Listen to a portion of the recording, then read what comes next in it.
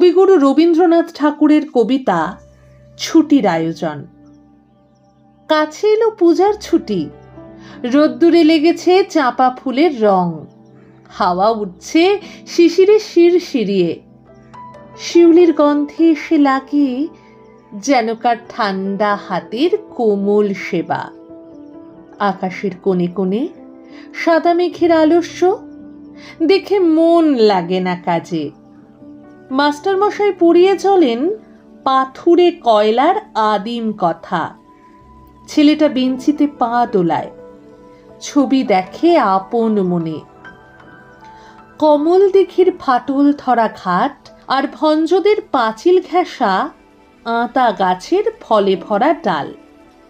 আর দেখে সে মনে মনে তিসির খেতে গোয়ালপাড়ার ভিতর দিয়ে রাস্তা গেছে এঁকে বেঁকে, হাটের পাশে নদীর ধারে। কলেজের ইকোনমিক্স ক্লাসে খাতায় ফর্দ নিচ্ছে টুকে চশমা চোখে মেডেল পাওয়া ছাত্র।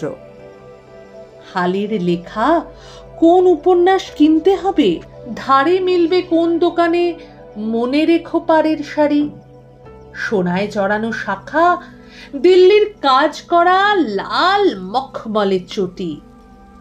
আর চাই রেশমের বাধাই করা অ্যান্টিক কাগজে ছাপা কবিতার বই। এখনো তার নাম মনে পড়ছে না।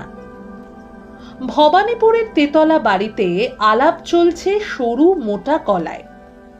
এবার আবু পাহাড় না মাদুরা না ডালহৌসি কিংবা পুরী, না সেই চিরকেলে চেনা লোকের দার্জিলিং।